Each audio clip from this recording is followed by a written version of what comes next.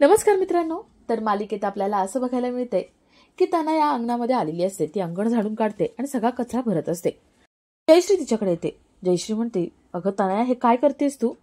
तनया म्हणते, अंगण झाडून काढते आणि हा कचरा उचलते मी. जयश्री म्हणते, ते मला दिसतंय, पण हे सगळं तू का करतेस? तेव्हा तनयाला आठवतं की तनया सकाळी साखर झोपेत होती आणि त्यावेळेस वसुंधरा तिथे येते. वसुंधरा तनयाच्या समोर बसून असते. वसुंधरा म्हणते, गुड मॉर्निंग, झोप झाली? तनया म्हणते, अगं नाही, ते काल नाही का मी मोबाईल घ्यायला आले होते इथे आणि मोबाईल शोधताना डोळा कसा लागला काही कळलंच नाही. वसुंधरा तिला पेपर दाखवते आणि म्हणते, हा बघ, तुला आठवते ना, यावर तुझ्या आईने सही केली होती. चला उठा, लवकर कामाला लागायचंय. त्या ब्लँक पेपरवरती वसुंधराने सगळं लिहिलेलं असतं. तनया म्हणते, हा तर ब्लँक पेपर होता आणि याच्यावर तू लिहिलंस? वसुंधरा म्हणते, हो, पण हो, याच्या खाली काय आहे? तुझ्या आईची सही आहे, म्हणजे हे सगळं तुझ्या आईने लिहिलंय. आता मी वाचून दाखवते, ऐक हा. वसुंधराने ज्या अटी लिहिल्या त्या ती वाचून दाखवते. इथून पुढे तनया रोज लवकर उठणार, घरचे कपडे धुणार, भांडी घासणार, सगळं घर झाडून पुसून घेणार आणि वसुंधरा जे जे सांगेल ते सगळं म्हणजे सगळं ऐकणार. वसुंधरा ते वाचून दाखवते आणि तनयाला म्हणते, चला तनया, उठा, आता कामाला लागायचंय ना. तनया ताडकन उभी राहते आणि वसुंधराला म्हणते, तुला तर मी सोडणार नाही. वसुंधरा तिचा हात धरते आणि तिला फरफटत हॉलमध्ये घेऊन येते. हे सगळं तनयाला आठवलेलं असतं. जयश्री विचारते, तनया, अगं कुठे हरवलीयस तू आणि तू ही झाडलोट का करतेस? ते इव्हेंट मॅनेजरचे लोक आली होती ना, ते लोक सगळं काम करणार होते ना, कुठे गेलेत ते लोक मग? वसुंधरा तिथे येऊन उभी राहते. तनयाला आठवतं की वसुंधरा तनयाला सगळ्या अटी वाचून दाखवते आणि तिच्या हाताला धरून तिला फरफटत बाहेर घेऊन येते. वसुंधरा तनयाला म्हणते, तनया, हे दिसतंय ना, सगळीकडे टिश्यू पेपर पडलेत, कचरा पडलाय, हे कोण साफ करणार? तनया विचारते, मला का बोलतेस हे तू सगळं? नोकर कुठे आहेत? वसुंधरा म्हणते, नोकर कशाला हवेत? तनया, हळदी कुंकू कोणी केलं? तू केलं. क्रेडिट कोणी घेतलं चांगुलपणाचं? तू घेतलं. आणि हळदी कुंकवासाठी डोंगरभर खर्च कोणी केला? तू केला. आणि मग त्यामुळे हा कचरा कोणामुळे झालाय? तुझ्यामुळे. आणि मग हे साफ कोण करणार? तूच. चला चला, आवरा लवकर. आता हे सगळं साफ करून घ्यायचा, एकदम स्वच्छ करायचंय, चकाचक झालं पाहिजे. चला लवकर करा. वसुंधरा तिच्या हातात झाडू देते आणि म्हणते, चला आता लागा हा कामाला. तनयाला हे आठवतं, ती हरवलेली असते. जयश्री म्हणते, तनया, काय चाललंय अगं? मी तुझ्याशी काहीतरी बोलते. अगं, ती इव्हेंट मॅनेजरची माणसं कुठे आहेत? ते येणार होते ना साफसफाई करायला. तनया म्हणते, आई, ते माणसं आलेच नाही.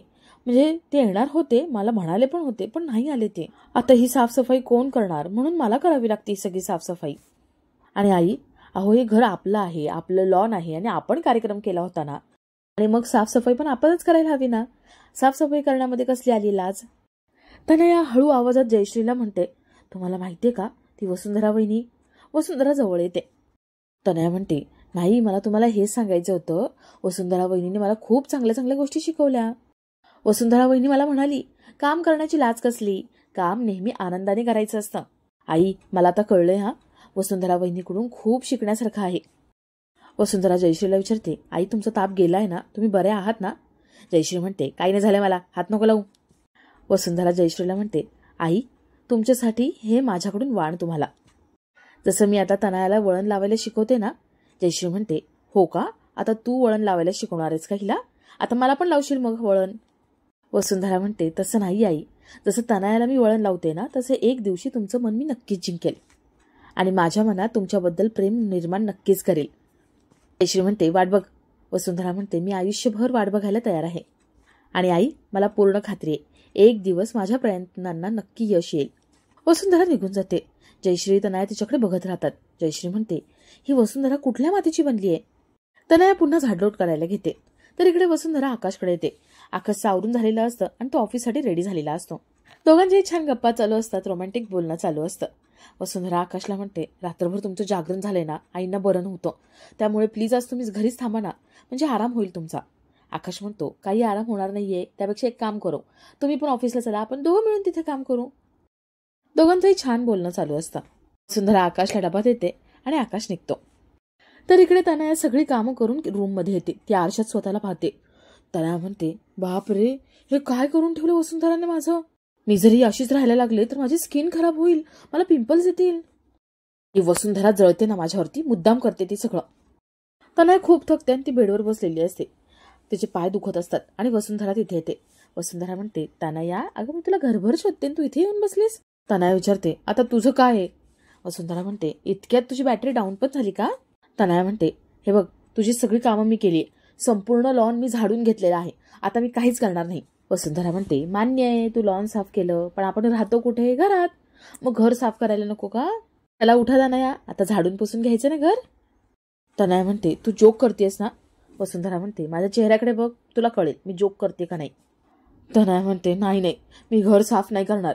अगं लास्ट टाइम मी घर साफ केलं, माझं पूर्ण अंग दुखत होतं. वसुंधरा म्हणते, हो ग, पण हळूहळू कामाची सवय झाली ना की तुला काहीच वाटणार नाही. तनया म्हणते, नाही मी काही साफ करणार नाहीये. वसुंधरा म्हणते, ठीक आहे, नाही करायचं साफ, नको करू, पण मी आता आईंकडे जाते आणि आईंना सगळं सांगते की तू कसं अखिलकडून 50 लाख रुपये घेण्याचा प्रयत्न करत होतीस. पुरावा म्हणून माझ्याकडे तो कागद आहे तुझ्या मम्माने सही केल्याचा. तू थकलीस ना, तू कर आराम, मी जाते. तनया ताडकन उभी राहते. ती म्हणते, हे बघा हे तू बरोबर नाही करत आहे. वसुंधरा म्हणते, हे तुझं चांगलं आहे, हा म्हणजे पैसा कमवणार एक जण आणि तू दुसऱ्यालाच देणार, हे तुझं बरोबर आहे का. तनया म्हणते, ठीक आहे घर साफ करते, पण आईंना काही सांगायचं नाही. वसुंधरा म्हणते, काही नाही सांगत. तनया रडत रडत घर साफ करायला जाते. तनया झाडलोट करते आणि घर पुसून काढत असते. अवनी तिथे येते. अवनी म्हणते, तनया हे काय करतेस तू, घरात सगळीकडे पाणी पाणी करून ठेवले, काय लावलेस तू. तनया म्हणते, मी घर पुसते, दिसत नाहीये का. अवनी म्हणते, अगं हे अशा पद्धतीने घर पुसलंस ना घराचं स्विमिंग पूल होऊन जाईल. तनया विचारते, मग काय करू, कसं करू. अवनी तनयाला फरशी कशी पुसायची हे सांगते आणि तेवढं तिथे जयश्री येते. जयश्रीचा पाय घसरून ती पडणार असते आणि अवनी तिच्या मदतीला धावत जाते. ती जयश्रीला वाचवते. जयश्री म्हणते, हे सगळं काय, घरभर पाणी का करून ठेवलंय. तनया म्हणते, आई सॉरी, मी घर पुसायला घेतलंय. जयश्री म्हणते, तुझ्या घर पुसण्याच्या नादामध्ये माझं कंबरडं मोडलं असतं. अवनी म्हणते, तनया तू राहू देते सगळं, मी करते, जा तू. तनया खूप खुश होते. वसुंधरा हे सगळं वरून बघत असते. तनया अवनीला फडकं देते आणि निघून जात असते. तिचं लक्ष वसुंधराकडे जातं. तनया म्हणते, नको नको, मी पुसते ना, स्वच्छ पुसते, तुम्ही सांगितलं तसं पुसते. अवनी म्हणते, तू हट्टीपणा का करतेस ग, तुला मी म्हटलंय ना मी पुसून घेते आणि कुणीतरी पडेल या आशेने. जयश्री विचारते, पण तू ही कामं का करतेस, मगाशी पण बघितलं लॉन साफ करून घेतलं तू आणि आता ही फरशी, काय चालू आहे. तनया म्हणते, आई काय ना, मला काम करायला खूप आवडतं. वसुंधरा खाली आलेली असते. तनया तिला घाबरत असते. तनया म्हणते, मी आत्ता नाही शिकणार तर कधी शिकणार, अहो मला हे सगळं कळलं पाहिजे, आलं पाहिजे म्हणून मी हे करते. वसुंधरा म्हणते, अगदी बरोबर. आणि आई तिची शिकायची इच्छा आहे ना, शिकू द्या, तिला काही जमलं नाही तर मी आहे ना, मी मदत करते ना तिला. वसुंधरा तनयाला फरशी कशी पुसायची हे सांगते आणि तिच्याकडून काम करून घेते. अवनी जयश्री यांना एकदम शॉक बसतो. अवनी म्हणते, आई बघताय ना तुम्ही, अहो तनया वसुंधराचं ऐकते. जयश्री म्हणते, हो ना, मला पण कळत नाही, एकदम आश्चर्यच वाटतंय. त्या दोघी तनया वसुंधराकडे बघत राहतात. तर इकडे भास्कर अखिल एक इव्हेंट मॅनेज करत असतात. भास्कर बँकेचं स्टेटमेंट बघतो आणि तो विचारतो, हे सगळं काय चालू आहे, 50 लाख रुपये, आणि तेही कुणी काढले होते हे एवढे मोठे पैसे अकाउंटमधून. तेव्हा भास्करला समजतं की अखिलने तनयासाठी चेक लिहून दिला होता आणि तनयाने ते पैसे काढले होते. भास्करला खूप प्रश्न पडलेले असतात. तर रात्री तनया विशाखाला फोन लावते. विशाखा काही फोन उचलत नाही. तनया व्हॉइस मेसेज पाठवते. तनया त्यातलं सांगते, मम्मा कुठे आहेस तू, अगं तू त्या पेपरवरती सही करून गेलीस आणि तेव्हापासून ती वसुंधरा वेड्यासारखी करतेय. अगं सकाळी संपूर्ण लॉन माझ्याकडून झाडून घेतलं आणि त्यानंतर अख्खं घर झाडून पुसून घेतलंय. मम्मा मी सकाळपासून खूप कामं केलीत, मला जेवायला 4 वाजलेत आज. मम्मा मी अशीच कामं करत राहिले ना तर एक दिवस नक्कीच मरून जाईल. मम्मा तू काहीतरी कर ना प्लीज, वाचव मला या सगळ्यातून. माझा हा मेसेज मिळाला की लगेच फोन कर. तनया फोन ठेवते आणि रडत रडत पडलेली असते. तिथे वसुंधरा येते. वसुंधरा म्हणते, तनया अगं पुन्हा झोपलीस तू, उठा बाळा आता काम करायचंय. तनया म्हणते, आता तुझं काय ग, मी पुसलं ना सगळं घर, आता काय जीव घेणार आहेस का. वसुंधरा म्हणते, असं बोलायचं नाही, या दिवे लागण्याच्या वेळेस असं अभद्र बोलायचं नसतं. तनया म्हणते, आता काय करायचंय. वसुंधरा म्हणते, तुला स्वयंपाक करायचाय सगळा. तनया म्हणते, मी आणि स्वयंपाक करायचा. वसुंधरा म्हणते, तूच करायचंय, बघ आता 7 वाजलेत आणि 8 वाजता सगळे जेवायला बसतात. आता स्वयंपाक पटकन झालाच पाहिजे आणि तोही तुला करायचाय.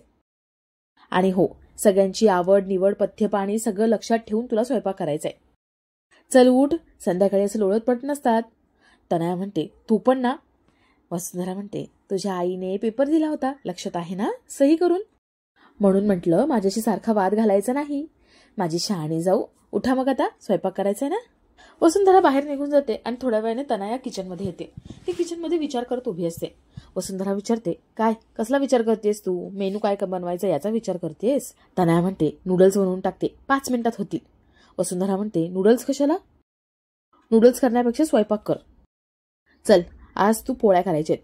तनया म्हणते, मला पोळ्या बिळ्या नाही येत करायला. वसुंधरा म्हणते, शिकायचं मग.